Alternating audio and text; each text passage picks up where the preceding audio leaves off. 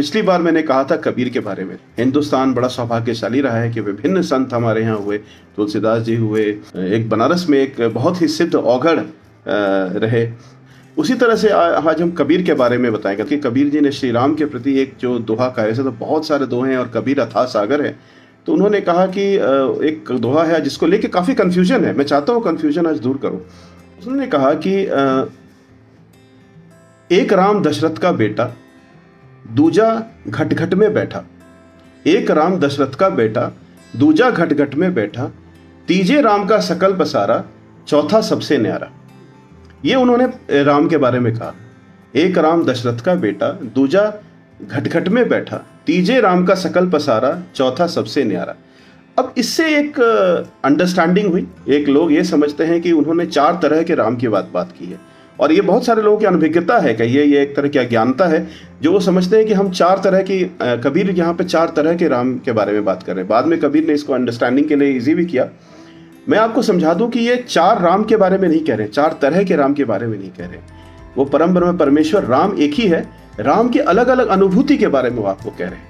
आप जब प्रभु राम के शरण में जाएंगे, प्रभु राम या इस ब्रह्मांड के जो शक्ति है, जो संपन्नता है, जो एक ऊर्जा है जो चला रही है, जब आप उसके शरण में जाएंगे तो आप प्रभु राम की अनुभूति करना शुरू करेंगे अपने अंदर में। और अब तब आप पाएंगे, पिछले मंगलवार को मैंने काफ़ी डिटेल में समझाया था कि राम नाम का महत्व क्या है, उसके गूढ़ रहस्य क्या है। चाहे तो आप बहुत सारे लोगों ने जिसको सुना है, नहीं सुना है तो आप दोबारा जाके सुन सकते हैं।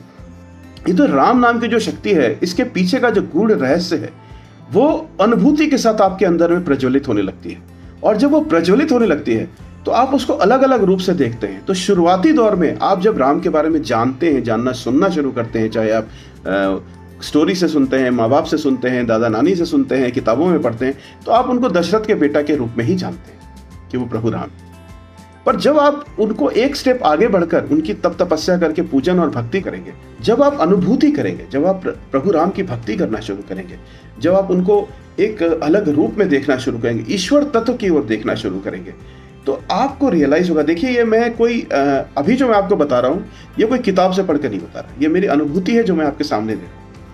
आप रियलाइज करेंगे कि जितनी भी चीजें हैं, अणु परमाणु जो आपको दिख रही हैं आगे पीछे, सब में राम है, सब में राम है। ऐसी कोई चीज नहीं है जो राम से अलग है, राम ही है।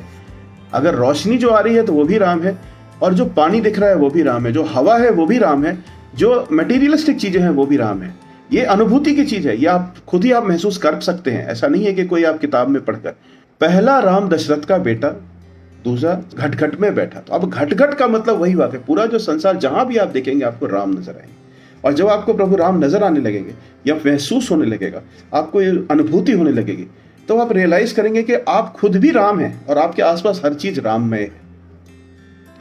तीजे राम का सकल पसारा। अब देखिए, ये एक तीसरी स्टेज है अनुभूति की। जब तीसरी स्टेज पे पहुंच जाते हैं तो आप रियलाइज करते हैं इस ब्रह्मांड को, जो सकल विस्तार है ब्रह्मांड का। अभी तो आप खुद को देखते हैं, अपने अंदर में जाते हैं। जब आप अंदर में जाकर चक्र से कुंडलिनी जागरण होकर थोड़ा और ऊपर के स्टेज में जाते हैं तो पूरा ब्रह्मांड आपको दिखता है। और सिर्फ एक ब्रह्मांड नहीं है, सैकड़ों ब्रह्मांड है, हजारों ब्रह्मांड है। एक धुन है, एक शक्ति है, एक म्यूजिक है, जिसको हम कभी, आप अनहद नाद के बारे में अगर आपने सुना होगा, अनहद नाद जो है जो साउंडलेस साउंड कहते हैं, हम लोग उसके बारे में कभी चर्चा करेंगे।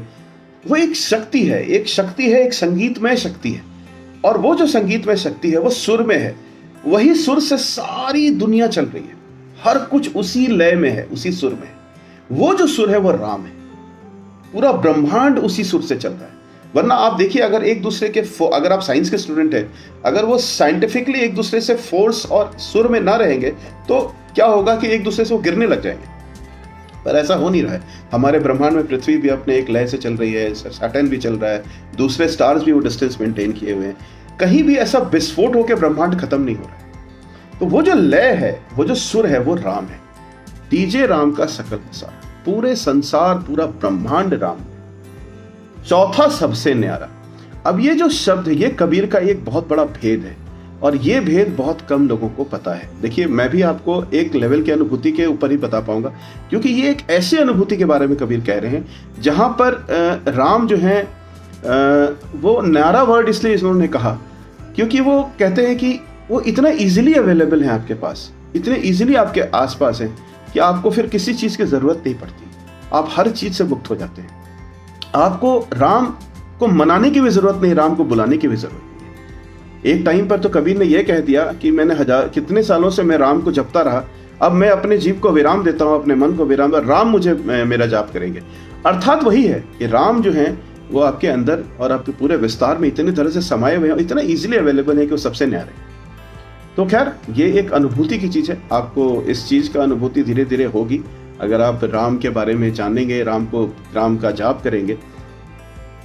आप सबको थोड़ा थोड़ा कबीर सुनना चाहिए, कबीर के भजनों को, कबीर के वाणी को, कबीर के शब्दों को अगर आप सुनेंगे तो शायद आपके अंदर काफ़ी परिवर्तन होगा अपनी जीवन। कबीर एक महान संत थे, उन्होंने जो बातें लिखी हैं एक आम लोगों की भाषा में और कठिन भाषा दोनों में लिखी है, वो आपके अंदर के दीप है उसको प्रज्वलित करती है।